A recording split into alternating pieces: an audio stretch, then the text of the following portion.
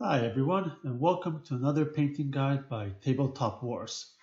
Today we will be painting one of my favorite units, Nurglings, the happiest little Daemons. The paint scheme I'm using today requires the Nurglings to all be painted in different colors. I personally prefer this to having them all the same. It adds variety and allows me to experiment with color combinations. If you want all your Nurglings to be the same color, then just pick one of the schemes I'm going to show you and paint all of them using that technique. I've already assembled and primed the model with Corax White Spray-On Primer. First, we will apply a base coat of Everland Sunset to a few of the Nurglings. Some people will paint the Nurglings before assembling them, so that they can reach some of the harder to reach areas in the middle layer. But personally, I find it faster and easier to just paint them all after assembly. Next, we will add a base layer of Bugman's Glow to a few more Nurglings.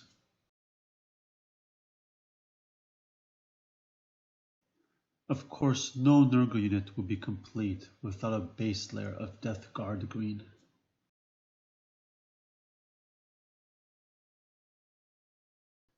For the next few steps, we're going to be applying shade directly to the primed model. First, we're going to add a light coat of Druchii Violet.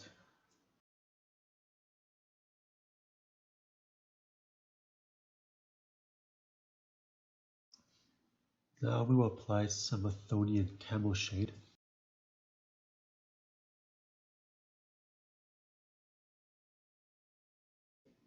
And finally, some Drakenhof Nightshade.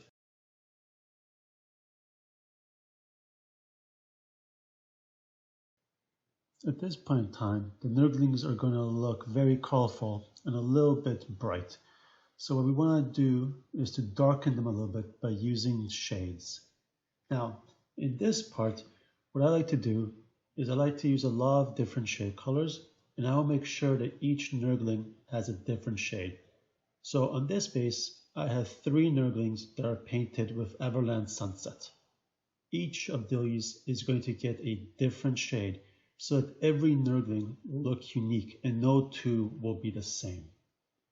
You can play around with what shades you add to which base colors to get different looks, but some of the ones I prefer is adding Seraphim Sepia on top of the Athonian Camo shade or Death Guard Green Nurglings, adding Drakenhof Nightshade on top of Everland Sunset, which will actually turn the Nurgling green, but it'll be a very dirty looking green. And one of my favorites is adding Athonian Camo shade on top of Druchii Violet, which will give you this really sick looking skin color, which looks very nice on any Nurgle demon.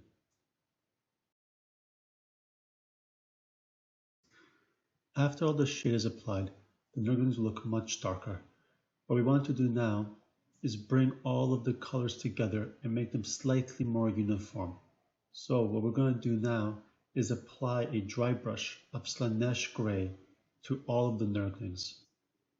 I know what you're thinking, Slaanesh Grey on a Nurgle demon? That's heresy. But Slaanesh Grey is the best color to use here. It nicely complements all of the colors we already have and brings all the colors together to make the model look much more uniform.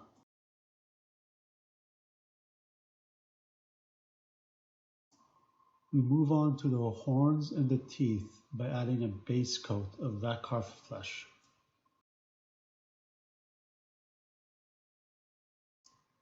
We shade the Rakarth flesh with Seraphim Sepia. To finish off the horns, we're going to add Agraf's Earthshade to the base of the horn where it meets the skull. We're then going to take a clean brush and feather it up halfway to the tip of the horn. This will cause the horn to be lighter at the top and darker at the base.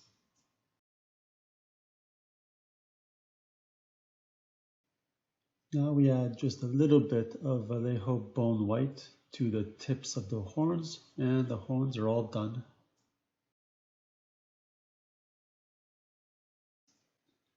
Now moving on to the eyes.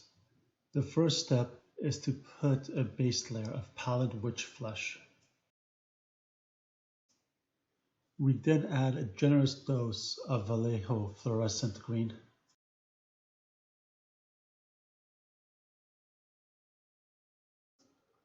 Now we move on to boils. The first step is to paint all the boils with Everland Sunset. Then we add a small dot of pallid witch flesh to the top of the boils.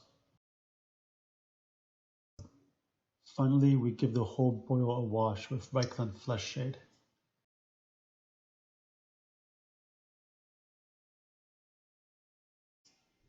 Moving on to the tongues, we're going to apply a base coat of Bugman's Glow.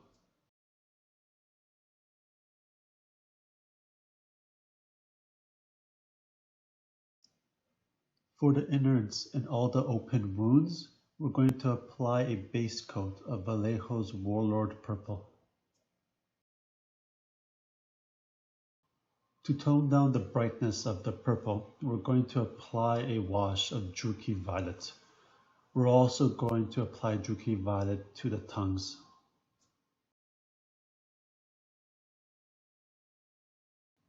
Finally, we're going to highlight the innards and the tongues with Cadian Flesh Tone.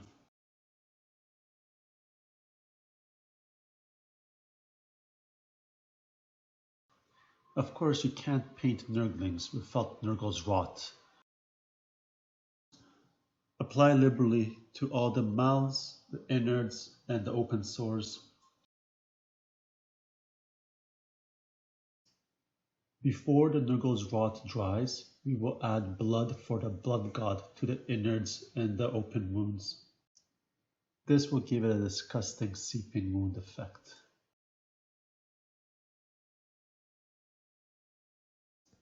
Thank you for watching this painting guide brought to you by Tabletop Wars. Please check out our YouTube channel for more helpful guides.